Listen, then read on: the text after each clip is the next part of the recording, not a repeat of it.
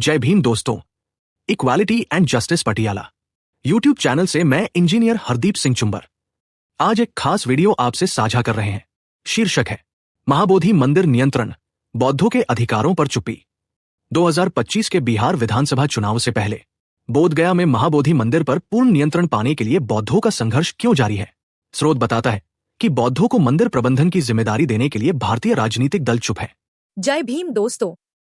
Equality and justice Patiala YouTube channel से चुंबर साहब ने आपको वीडियो के बारे में आपको बता ही दिया है।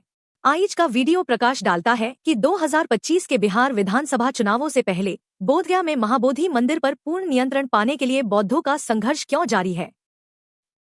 स्रोत बताता है कि बौद्धों को मंदिर प्रबंधन की जिम्मेदारी देने के लिए भारतीय राजनीतिक दल चुप हैं। यह देखते हुए कि बोधगया मंदिर प्रबंधन समिति BTMC अधिनियम 1949 के अनुसार मंदिर का प्रबंधन एक हिंदू अध्यक्ष के तहत हिंदुओं और बौद्धों के बीच साझा किया जाता है। बौद्ध इस कानून को उनके धार्मिक अधिकारों का उल्लंघन मानते हैं क्योंकि यह दुनिया के सबसे पवित्र बौद्ध स्थलों में से एक है। पाठ में भाजपा, कांग्रेस और इंडिया गठबंधन सहित सभी प्रमुख राजनीतिक दलों की आलोचना की गई है कि वे दलित और अंबेडकरवादी वोटों को जीतने की कोशिश करने के बावजूद मंदिर के पूर्ण नियंत्रण की मांग को संबोधित करने से कतराते हैं। अंततः यह संघर्ष को न केवल धर्म का बल्कि सांस्कृतिक पहचान और न्याय का मामला मानता है, जिस पर राजनीतिक दलों को चुप्पी तोड़नी होगी। नमस्कार। आज हम बिहार के एक बहुत ही अहम और संवेदनशील मुद्दे पर बात करने वाले हैं जी। बोधगया में जो विश्व प्रसिद्ध महाबोधि मंदिर है उसके नियंत्रण को लेकर जो दशकों पुराना विवाद है उस पर। हाँ, ये वही पवित्र जगह है बोधगया जहाँ करीब 2500 साल पहले गौतम बुद्ध को ज्ञान मिला था। सही कहा। और आज तो ये दुनिया भर के करोड़ों बौद्ध अनुयायियों के लिए सबसे बड़ा, सबसे महत्वपूर्ण आस्था का केंद्र है। बिल्कुल। और देखिए, इस जटिल मुद्दे को समझने के लिए हमारे पास एक लेख है। उसका शीर्षक है महाबोधि मंदिर नियंत्रण, बौद्ध अधिकारों पर बिहार की राजनीतिक चुप्पी। अच्छा। तो ये लेख इसी सवाल को कुरेदता है कि भाई 7 दशकों से, मतलब 70 साल से भी ज्यादा से संघर्ष चल रहा है। इतना लंबा समय? हाँ, फिर भी बिहार का जो बौद्ध समुदाय है उसे अपने इस सबसे पवित्र स्थल का पूरा नियंत्रण क्यों नहीं मिल पाया है। और खास तौर पर लेख इस बात पर उंगली उठाता है कि 2025 में बिहार में चुनाव होने वाले हैं और राजनीतिक दल इस पे एकदम चुप क्यों हैं। ये चुप्पी। तो आज हमारा मकसद यही है कि इस लेख के जरिए इस पूरे मामले को परत दर परत खोलें जी, कि आखिर ये विवाद है क्या, बौद्ध समुदाय क्या चाहता है, उनकी मांगे क्या है और उनके तर्क क्या है। और सबसे अहम, जैसा लेख कहता है, कि क्यों ये सारे बड़े राजनीतिक दल, चाहे वो कभी सत्ता में रहे हों या विपक्ष में, इस पर कोई साफ स्टैंड लेने से बचते क्यों नजर आते हैं। बिल्कुल, चलिए समझने की कोशिश करते हैं पूरी स्थिति को। तो शुरुआत कहते हैं मंदिर के महत्व से। ये कितना असाधारण है। बोधगया में ये महाबोधि महाविहार ये सिर्फ एक मंदिर नहीं है। हाँ, ये तो यूनेस्को वर्ल्ड हेरिटेज साइट भी है। जी हाँ। और जैसा आपने कहा, बुद्ध के ज्ञान प्राप्ति की जगह। दुनिया भर के बौद्धों के लिए इसकी अहमियत आप समझ लीजिए जैसे इस्लाम में मक्का की या ईसाई धर्म में वेटिकन की हो सकती है। ये उनकी आस्था का बिल्कुल केंद्र बिंदु है। इतनी महत्वपूर्ण जगह, तो फिर विवाद कहाँ से आया? लेख किस चीज को इसकी जड़ बता रहा है? विवाद का जो केंद्र है वो है एक खास कानून, बोधगया मंदिर प्रबंधन समिति यानी BTMC एक्ट। ये 1949 में बना था, आजादी के तुरंत बाद। हाँ। और इसी कानून के तहत आज तक मंदिर का मैनेजमेंट चल रहा है और यहीं से मतलब सारी दिक्कत शुरू होती है। अच्छा, तो इस कानून में ऐसा क्या है जिस पे इतनी आपत्ति है? ये मैनेजमेंट कैसे काम करता है इसके तहत? देखिए, कानून ये कहता है कि मंदिर का प्रबंधन एक समिति करेगी। ठीक है। इसमें हिंदू और बौद्ध दोनों समुदायों के लोग होंगे। ठीक है। कुल 8 सदस्य, 4 हिंदू 4 बौद्ध। यहां तक तो शायद किसी को ज्यादा एतराज ना हो कि भाई साझा प्रबंधन है। हाँ, सुनने में तो ठीक लग रहा है। लेकिन असली जो पेंच है वो इसके एक खास प्रावधान में है। और वो क्या है? कानून ये अनिवार्य करता है, मैंडेटरी करता है कि इस समिति का अध्यक्ष, चेयरमैन हमेशा कोई हिंदू ही होगा। क्या? हमेशा हिंदू? जी। और ये कोई नाम का पद नहीं है, इसके पास अधिकार होते हैं। असल में जो गया जिले का डिस्ट्रिक्ट मजिस्ट्रेट होता है, DM, वो इसका पदेन अध्यक्ष होता है और DM का पद मतलब वो हिंदू ही होता है। ओहो। यही बात बौद्ध समुदाय को सबसे ज्यादा आप कह सकते हैं चुभती है। मैं समझ सकती हूँ। मतलब ये एक स्थल जो बौद्ध धर्म के लिए सबसे ऊंचा है, बिल्कुल उसका जो फाइनल कंट्रोल है वो एक तरह से कानूनी तौर पर किसी और समुदाय के व्यक्ति के हाथ में दे दिया गया है। बिल्कुल तो इसी को बौद्ध समुदाय अन्याय मानता होगा। बिल्कुल, लेख यही कहता है। वो इसे अपने धार्मिक अधिकारों का सीधा सीधा उल्लंघन मानते हैं।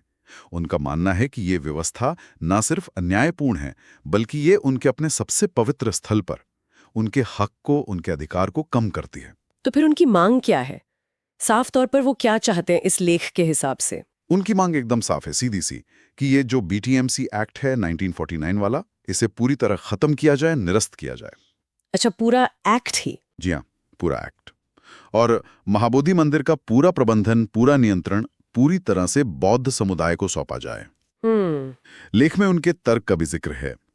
वो कहते हैं कि भाई, जैसे भारत में हजारों हिंदू मंदिर हैं, उनका प्रबंधन हिंदू संस्थाएं या ट्रस्ट करती हैं। सही बात है। मस्जिदें हैं, दरगाहें हैं, उनका प्रबंधन मुस्लिम वक्फ बोर्ड या कमेटियां करती हैं। तो फिर दुनिया का जो सबसे पवित्र बौद्ध स्थल है, उसका प्रबंधन भी पूरी तरह से बौद्धों के ही हाथ में क्यों नहीं होना चाहिए? ये तो बहुत स्वाभाविक तर्क लगता है। ये उनके लिए एक तरह से स्वाभिमान और धार्मिक आजादी का सवाल है। बिल्कुल, स्वाभिमान और धार्मिक स्वतंत्रता। और लेख ये भी बताता है कि ये मांग कोई आज की नहीं है, ये संघर्ष तो बहुत बहुत पुराना है। जी हाँ, बहुत पुराना। 7 दशक, 70 साल से ज्यादा का वक्त बीत गया।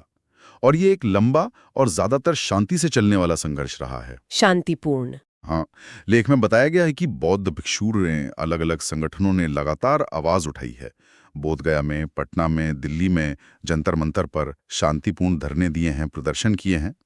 यहाँ तक कि कई जाने माने भिक्षुओं ने इस मांग के लिए लंबे लंबे अनशन भी किए हैं। अनशन तक? क्या लेख में कुछ संगठनों के नाम भी हैं जो इस लड़ाई में आगे रहे हैं? हाँ बिल्कुल, लेख में अखिल भारतीय भिक्षु संघ ABBS का नाम है, बोधगया मंदिर मुक्ति कार्य समिति है, अखिल भारतीय भिक्षु महासंघ है।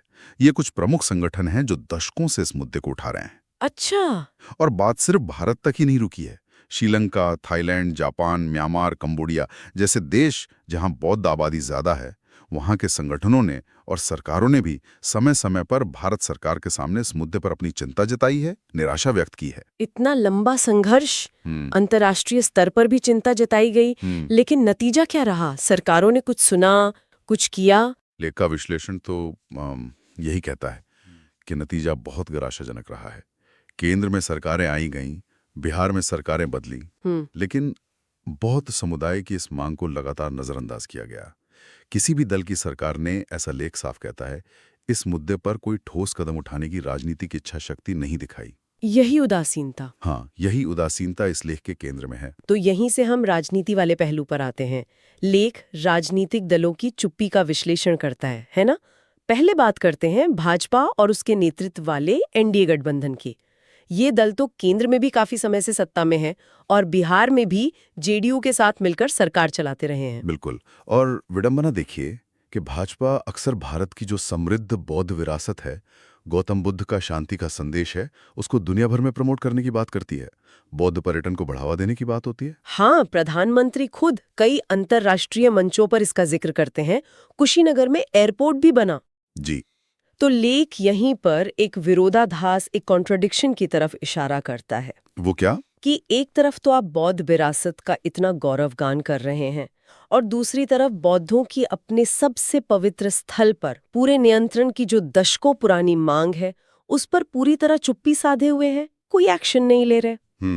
लेख कहता है कि सत्ता में होने और बौद्ध धर्म के प्रति इतना सम्मान दिखाने के दावों के बावजूद मंदिर का नियंत्रण बौद्धों को सौंपने के लिए कोई भी ठोस, कोई दिखने वाला कदम नहीं उठाया गया। अच्छा। और इससे, जैसा लेख बताता है, बहुत से बौद्ध भिक्षु और अनुयायी काफी निराश महसूस करते हैं।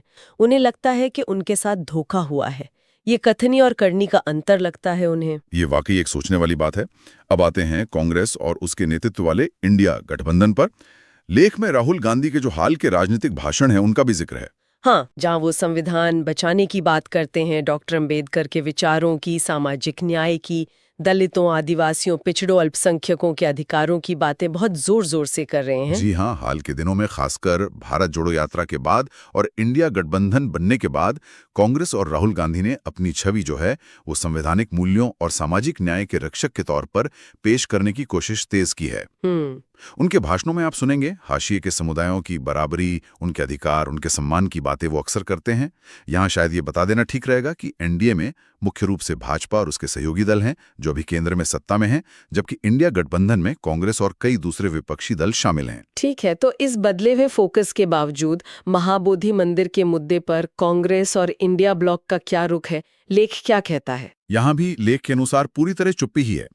कांग्रेस की तरफ से या इंडिया ब्लॉक के किसी भी बड़े नेता की तरफ से महाबोधि मंदिर के नियंत्रण के मुद्दे पर या फिर बीटीएमसी एक्ट को रद्द करने की मांग पर कोई साफ बयान या कोई वादा सामने नहीं आया है। कुछ भी नहीं? कुछ भी नहीं। लेख इसे भी एक विरोधाभास की तरह ही देखता है कि भाई आप सामाजिक न्याय और अल्पसंख्यक अधिकारों की इतनी बातें कर रहे हैं, लेकिन बौद्ध समुदाय की जो खास और इतनी पुरानी मांग है, इस पर खामोशी क्यों? ये तो सचमुच हैरान करने वाली बात है। जैसा लेख बता रहा है, मतलब बिहार में 2025 के चुनाव आने वाले हैं।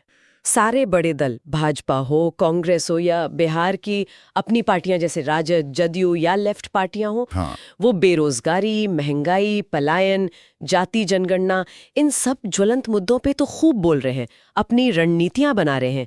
लेकिन इस मंदिर नियंत्रण विवाद का जिक्र कहीं सुनाई नहीं दे रहा। बिल्कुल। लेख यही बड़ा सवाल खड़ा करता है। वो पूछता है कि अगर ये सभी दल वाकई सामाजिक न्याय में, धर्मनिरपेक्षता में, बाबा साहब अम्बेडकर के विचारों में यकीन रखते हैं, जैसा कि वो पब्लिक में क्लेम करते हैं, तो वे सत्ता में आने पर महाबोधि मंदिर का पूरा नियंत्रण बौद्ध समुदाय को सौंपने का साफ साफ वादा क्यों नहीं करते? वे अपने मैनिफेस्टो में, अपने घोषणा पत्र में बीटीएमसी एक्ट 1949 को रद्द करने की बात क्यों नहीं लिखते? और लेख के हिसाब से इस हिचकिचाहट की, इस चुप्पी की वजह क्या हो सकती है? क्यों कतरा रहे हैं ये दल? लेख एक संभावित वजह की तरफ इशारा करता है, और वो है बहुसंख्यक वोट बैंक, यानी हिंदू मतदाताओं के एक हिस्से को नाराज करने का डर। अच्छा, वोट बैंक पॉलिटिक्स। हाँ, शायद राजनीतिक दलों को लगता है कि अगर वो इस मुद्दे को उठाएंगे तो वोटों का धार्मिक आधार पर ध्रुवीकरण हो सकता है, पोलराइजेशन हो सकता है, और उससे उन्हें शायद नुकसान हो जाए। इसलिए वो इस संवेदनशील मुद्दे को छेड़ने से बचते हैं, भले ही इसकी वजह से बौद्ध समुदाय की दशकों पुरानी मांग अनसुनी रह जाती है। ये एक तरह की, आप कह सकते हैं, राजनीतिक मजबूरी है या वोट बैंक की राजनीति का नतीजा, जैसा लेख इशारा कर रहा है। इसका मतलब तो ये हुआ कि ये मामला सिर्फ पूजा पाठ या धार्मिक रीति रिवाज तक ही सीमित नहीं है। लेख इसे अधिकारों के एक बड़े सवाल से भी जोड़ रहा है। निश्चित रूप से ये संघर्ष सिर्फ धार्मिक नहीं है, ये सांस्कृतिक पहचान का, ऐतिहासिक न्याय का और समुदाय के आत्मसम्मान का भी मामला है। पहचान का? कैसे? देखिए, लेख के अनुसार बौद्धों के लिए बोध गया उनकी ग्लोबल आस्था का केंद्र है, उनकी पहचान का प्रतीक है। अब उन्हें अगर इसके पूरे मैनेजमेंट के अधिकार से ही वंचित रखा जा रहा है, तो ये एक तरह से उन्हें अपनी ही बेशकीमती आध्यात्मिक और ऐतिहासिक विरासत पर पूरे मालिकाना हक से वंचित रखने जैसा है। ये सिर्फ मैनेजमेंट का नहीं, ये पहचान का भी सवाल बन जाता है। क्या इसमें कोई कानूनी या संवैधानिक पहलू भी है जिसका जिक्र लेख करता है? हाँ, लेख इस बात का भी जिक्र करता है कि कई कानून के जानकार हैं, मानवाधिकार कार्यकर्ता हैं, जो इस बीटीएमसी एक्ट की संवैधानिक वैधता पर, इसकी नैतिकता पर सवाल उठाते रहे हैं। अच्छा, क्या तर्क देते हैं वो? उनका तर्क है, जैसा लेख में बताया गया है कि भारत जैसा सेक्युलर देश, एक धर्मनिरपेक्ष राष्ट्र है, तो क्या राज्य को, स्टेट को, किसी अल्पसंख्यक समुदाय के सबसे पवित्र धार्मिक स्थल पर बहुसंख्यक समुदाय का कानूनी दबदबा थोपना चाहिए? ये तो बड़ा सवाल है। और क्या ये जो मौजूदा व्यवस्था है, ये संविधान में जो समानता का अधिकार दिया गया है, आर्टिकल 14, और धार्मिक स्वतंत्रता का अधिकार है, आर्टिकल 25-26, क्या ये उन सिद्धांतों का उल्लंघन नहीं करती? ये गंभीर संवैधानिक सवाल हैं जो इस विवाद से जुड़े हुए हैं। अब अगर हम इसे बिल्कुल आज के संदर्भ में देखें, यानी 2025 के बिहार विधानसभा चुनाव से जोड़कर, तो स्थिति और भी ज्यादा पेचीदा लगती है। हाँ। लेख कहता है कि सभी प्रमुख दल दलित, बौद्ध, अम्बेडकरवादी वोट बैंक को अपनी तरफ खींचने की पूरी कोशिश कर रहे हैं। हाँ, बिहार की राजनीति में ये वोट बैंक काफी अहम माना जाता है। डॉक्टर अम्बेडकर ने हिंदू धर्म छोड़कर बौद्ध धर्म अपनाया था, और दलित समुदाय का एक बड़ा हिस्सा उन्हें अपना नायक मानता है, बौद्ध धर्म से सहानुभूति रखता है। इसलिए पार्टियां इस वर्ग को लुभाने के लिए अम्बेडकर जयंती मनाती हैं, बौद्ध सर्किट बनाने की बातें करती हैं, दलितों के उत्थान के वादे करती हैं। ये सब चलता रहता है। लेकिन यहीं पर वो विरोधाभास फिर से सामने आ जाता है ना? बिल्कुल।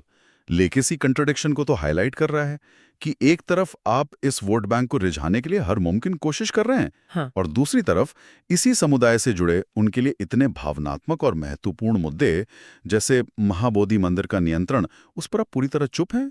कोई भी दल इस मुद्दे पर कोई ठोस वादा करने या स्टैंड लेने से बच रहा है। तो फिर बौद्ध समुदाय की इस पूरी राजनीतिक चुप्पी पर प्रतिक्रिया क्या है? वो क्या सोच रहे हैं इस बारे में? लेकिन अंत में यही बात है कि बिहार का और देश भर का जो बौद्ध समुदाय है वो इस पूरी सिचुएशन को बहुत ध्यान से देख रहा है। उनकी नजरें उन राजनीतिक दलों पर टिकी हैं जो सिर्फ चुनाव के टाइम पर उनके वोट मांगने ना आए, बल्कि न्याय के लिए उनका जो ये 7 दशक पुराना संघर्ष है उसमें ईमानदारी से उनका साथ भी दें। वो एक मजबूत आवाज चाहते हैं। हाँ, शायद वो एक ऐसी राजनीतिक आवाज की तलाश में है जो उनके इस जायज हक की लड़ाई को सिर्फ समझे ही नहीं बल्कि उसे उसके अंजाम तक पहुंचाने का इरादा भी रखती हो। तो अगर हम आज के इस पूरी बातचीत का जो इस लेख पर आधारित थी उसका सार निकालें तो तस्वीर काफी साफ दिखती है। जी, एक तरफ महाबोधि मंदिर पर पूरे नियंत्रण की बौद्ध समुदाय की दशकों पुरानी तर्कसंगत मांग है, जिसे वो मौजूदा BTMC एक्ट 1949 के तहत अन्यायपूर्ण मानती है। और दूसरी तरफ लेख के विश्लेषण के मुताबिक देश और राज्य के लगभग सभी बड़े राजनीतिक दल हैं, चाहे वो किसी भी विचारधारा के हों, सत्ता में हों या विपक्ष में, और चाहे वो पब्लिक में बुद्ध, अंबेडकर या बौद्ध विरासत का कितना भी सम्मान क्यों न दिखाते हों, वे सभी इस मुद्दे पर कोई भी निर्णायक कार्रवाई करने या कोई साफ वादा करने से लगातार बचते रहे हैं। ये जो राजनीतिक चुप्पी है और इसके पीछे के जो संभावित कारण हैं, यही इस लेख का मुख्य फोकस है। बिल्कुल। और ये पूरी चर्चा एक बहुत ही महत्वपूर्ण और सोचने वाला सवाल हमारे सामने छोड़ जाती है। ये सवाल इस लेख के अंत में भी पाठक के जहन में गूंजता है। हाँ, वो सवाल वाकई सोचने पर मजबूर करता है कि अगर सभी राजनीतिक दल गौतम बुद्ध और बाबा साहेब अम्बेडकर का इतना आदर करने का दावा करते हैं जी, और अगर आने वाले चुनावों में दलित बौद्ध वोट बैंक को इतना अहम माना जा रहा है, हाँ, तो फिर बौद्ध समुदाय की अपने ही सबसे पवित्र स्थल पर पूरे नियंत्रण की ये खास ऐतिहासिक और भावनात्मक मांग लगातार अनसुनी क्यों रह जाती है? हाँ, क्यों? राजनीतिक दलों के लिए इस मांग को मानना इतना मुश्किल क्यों है? इस पर यकीनन हमें और आपको सबको और गहराई से सोचने की जरूरत है।